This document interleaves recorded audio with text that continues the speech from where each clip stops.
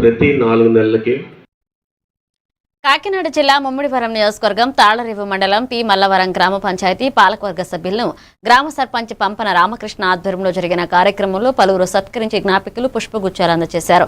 ఈ సందర్భంగా సర్పంచ్ పంపన రామకృష్ణ మాట్లాడుతూ 2021లో దివంగత దున్నా సత్యనారాయణ ఏర్పడిన పాలకవర్గం ఆయన మరణానంతరం సర్పంచ్గా తనకు అవకాశం లభించిందన్నారు.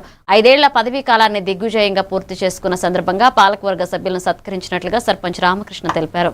తాళ్లరేవు మండలం మల్లవరం గ్రామంలో పంచాయతీ రాజ్ చట్టం ప్రకారం పదవీ కాలం ముగిసింది.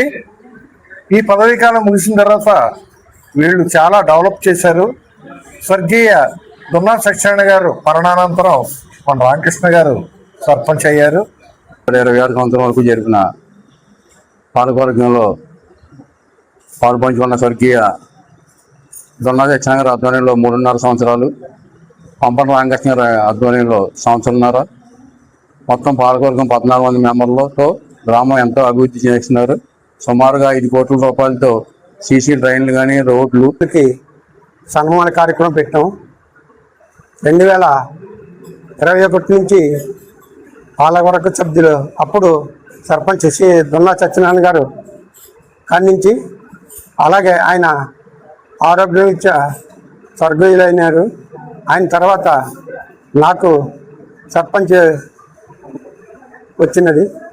నాతో పాటు